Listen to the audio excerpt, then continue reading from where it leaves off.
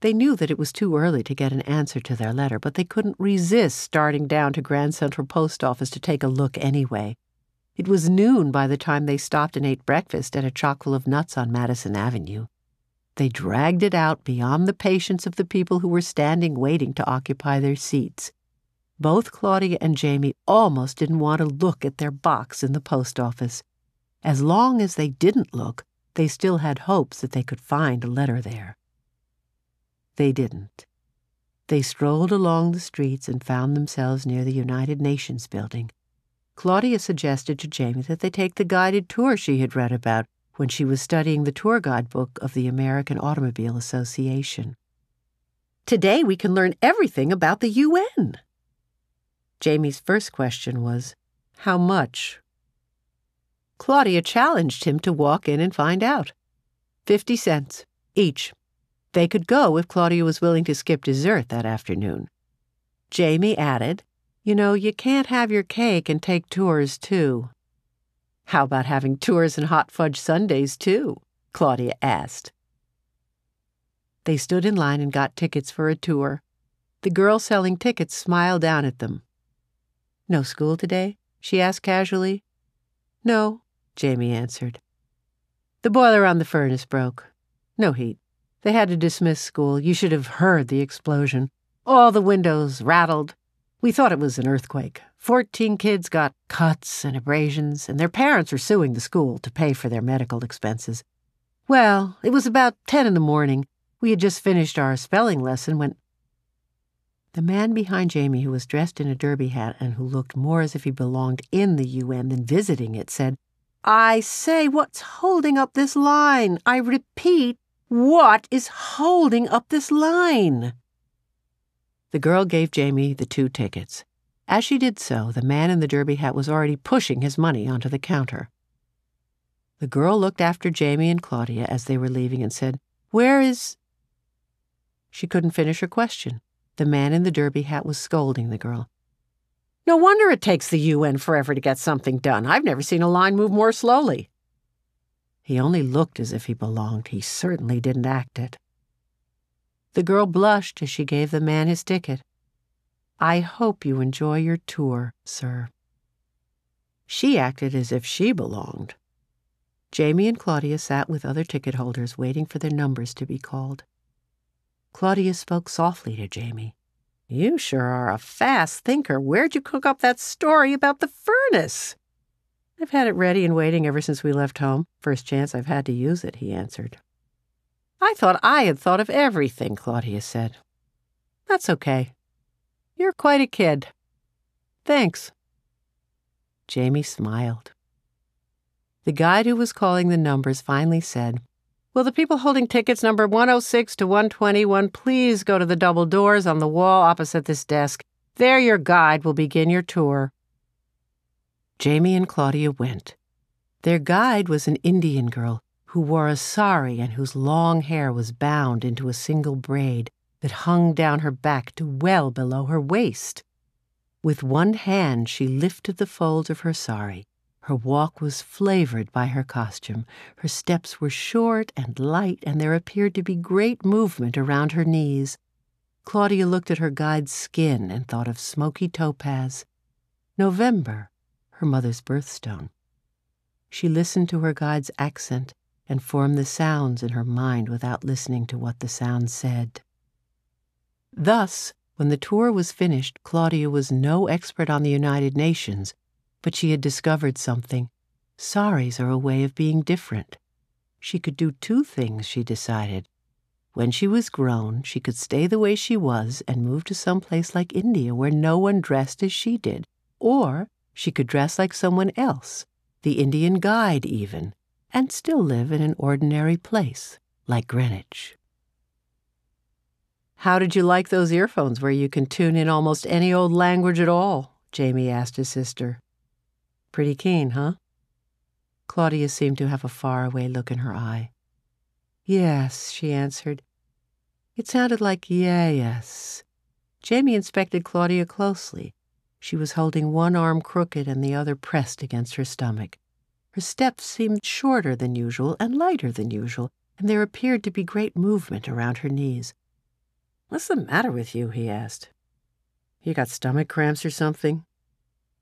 Claudia lowered her eyes to him and said, "Jamie, you could go clear around the world and still come home wondering if the tuna fish sandwiches at Chock-full of Nuts still cost 35 cents. "Is that what gave you the stomach cramps?" he asked. "Oh, just skip it. Just skip it." Claudia knew she would have to discover some other way to be different. Angel would help her somehow. Her hopes centered more than ever on box 847 in the post office, and the following day when they peeked through its little window, they saw an envelope. Claudia was prepared to be the discoverer of great truths, Greenwich's own heroine of the statue, and only 12 years old. Jamie was so excited that he could hardly get the key into the lock to open the box. Claudia waited while he opened it and the envelope, too. He held the letter unfolded and off-center so that they could read it together, in silence. "Saxonburg, I have here attached a copy of the actual letter which I have in my files. Dear friends of the museum, we sincerely thank you for your interest in trying to help us solve the mystery of the statue. We have long known of the clue you mention. In fact, that clue remains our strongest one in attributing this work to the master Michelangelo Buonarroti. Other evidence, however, is necessary, for it is known that Michelangelo did not carve all the marble blocks which were quarried for him and which bore his mark. We cannot ignore the possibility that the work may have been done by someone else, or that someone counterfeited the mark into the stone much later. We summarize the possibilities as follows. 1. The work was designed and done by Michelangelo himself. 2. The work was designed by Michelangelo but done by someone else. 3. The work was neither designed nor done by Michelangelo. Our hope, of course, is to find evidence to support the first of these 3 possibilities. Neither Condivi nor Vasari, Michelangelo's biographers who knew him personally, mention the master carving this little angel. They mention only the angel carved for the altar in Siena. However, in a letter he wrote to his father from Rome on August 19, 1497, Michelangelo mentions, "I bought a piece of marble. I keep it to myself, and I am sculpturing an image for my own pleasure." In the past, experts have believed the image which he sculptured for his own pleasure to be a Cupid. Now we must examine the possibility that it was an angel. The problem of angel has now become a matter for consensus. 4 Americans, 2 Englishmen, and 1 German, all of whom are experts on the techniques of Michelangelo, have thus far examined the statue. We are presently awaiting the arrival of 2 more experts from Florence, Italy. After all of these experts have examined the statue, we will write a summary of their opinions which we will release to the press. We greatly appreciate your interest and would enjoy your disclosing further clues to us if you find them. Sincerely, Harold C. Lowry, Public Relations, the Metropolitan Museum of Art. Claudia and Jamie walked from the post office to Grand Central Terminal and sat down in the waiting room. They sat perfectly quiet, disappointed beyond words. Claudia would have felt better if the letter had not been so polite. A nasty letter or a sarcastic one can make you righteously angry, but what can you do about a polite letter of rejection? Nothing, really, except cry. So she did. Jamie let her cry for a while. He sat there and fidgeted and counted the number of benches. She still cried. He counted the number of people on the benches. She was still at it. He calculated the number of people per bench. After the big blobs of tears stopped, he said, "At least they treated us like grown-ups. That letter is full of big words and all." "Big deal," Claudia sobbed. "For all they know, we are grown-ups." She was trying to find a corner of her shredded Kleenex that she could use. Jamie let her sniff some, then he quietly asked, "What do we do now? Go home?" What? Go home now? We haven't even got our clothes, and your radio was in the violin case. We'd have to go home absolutely empty-handed. We could leave our clothes. They're all gray anyway. But we never even used your radio. How can we face them at home without the radio and all, with nothing? She paused for a minute and repeated, with nothing. We've accomplished nothing. We accomplished having fun, Jamie suggested. Wasn't that what you wanted when we started out, Claude? I always thought it was. Claudia began big tears again. But that was then, she sobbed. You said you'd go home after you knew about Angel. Now you know. That's it, she sobbed. I do not know. You know that you don't know, just as the people at the museum don't know. Come on, he pleaded. We'll enjoy telling them about how we lived in the museum. The violin case can be evidence. Do you realize that we've lived there a whole week? Yes, Claudia sighed. Just a week. I feel as if I jumped into a lake to rescue a boy, and what I thought was a boy turned out to be a wet, fat log. Some heroin, that makes. All wet for nothing. The tears flowed again.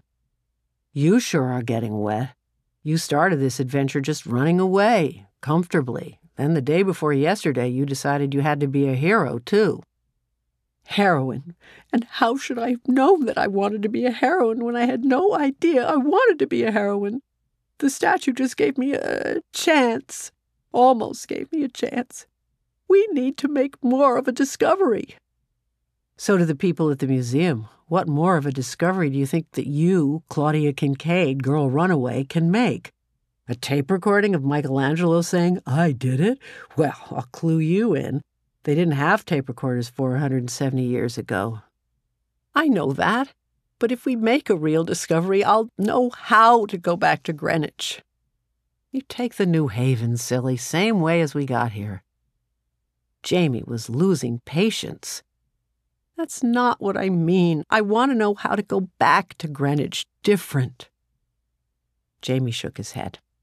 If you want to go different, you can take a subway to 125th Street and then take the train. I didn't say differently. I said different. I want to go back different. I, Claudia Kincaid, want to be different when I go back. Like being a heroine is being different.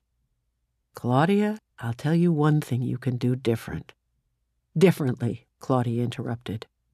Oh, baloney, Claude. That's exactly it. You can stop ending every single discussion with an argument about grammar. I'll try, Claudia said quietly. Jamie was surprised at her quiet manner, but he continued to be businesslike. Now, about this discovery. Jamie, I want to know if Michelangelo did it. I can't explain why exactly, but I feel that I've got to know. For sure, one way or the other, a real discovery is going to help me. If the experts don't know for sure, I don't mind not knowing. Let's get tickets for home. Jamie started toward the New Haven ticket window. Claudia stayed behind. Jamie realized that she was not following, returned to her, and lectured. You're never satisfied, Claude. If you get all A's, you wonder where the plus is. You start out just running away, and you end up wanting to know everything, wanting to be Joan of Arc, Clara Barton, and Florence Nightingale all in one. Nightingale, Claudia sighed. She got up then and followed slowly behind her brother. But she was feeling too low to go home. She couldn't. She just couldn't. It just wasn't right. There were only 2 windows that didn't say closed. They waited a short while as the man in front of them purchased a red commuter's pass like the one that had brought them to Manhattan. Jamie addressed the man behind the counter and said, 2 half-fare tickets for Farmington, Connecticut, Claudia broke in. To get to Farmington, you have to go to Hartford and take a bus, the ticket agent said. Jamie nodded to the man and said, Just a minute, please. He stepped away from the window, grabbing Claudia's arm. He pulled her away. Claudia whispered, Mrs. Basil E. Frankweiler. What about Mrs. Basil E. Frankweiler? She lives in Farmington. So what? Jamie said. The paper said that her house was closed. Her New York house was closed. Can't you read anything right? You talk that way, Claude, and... All right, Jamie, all right. I shouldn't talk that way, but please let's go to Farmington, Jamie, please. Can't you see how badly I need to find out about Angel? I just have a hunch she'll see us and that she knows. I have never known you to have a hunch before, Claude. You usually plan everything. I have, too, had a hunch before. When? That night they moved the statue and I stayed in the washroom and didn't get caught. That was a hunch, even if I didn't know it was a hunch at the time. Okay, we'll go to Farmington, Jamie said. He marched to the ticket window and bought passage to Hartford. They were waiting at track 27 when Claudia said to Jamie, "That's a first for you, too." "What is?" he asked. "Buying something without asking the price first." "Oh, I must have done that before now," he answered. "When? Name one time." "I can't think of it right now." He thought a minute, then said, "I haven't been a tightwad all my life, have I?" "As long as I've known you," Claudia answered. "Well, you've known me for as long as I've known me," he said, smiling. "Yes," Claudia said. "I've been the oldest child since before you were born." They enjoyed the train ride. A large portion of it went over track they had never before seen. Claudia arrived in Hartford feeling much happier than she had since they received the morning's mail. Her self-assurance had returned to her. The Hartford station was on Farmington Avenue. Claudia reasoned that they could not be far from Farmington itself. Why take a bus and worry about which stop to get off? Without consulting Jamie, she hailed a cab. When it stopped, she got in. Jamie followed. Claudia told the driver to take them to the house of Mrs. Basil E. Frankweiler in Farmington, Connecticut. Claudia sat back. In a taxi at last. And that, Saxonburg, is how I enter the story. Claudia and Jamie Kincaid came to see me about Angel.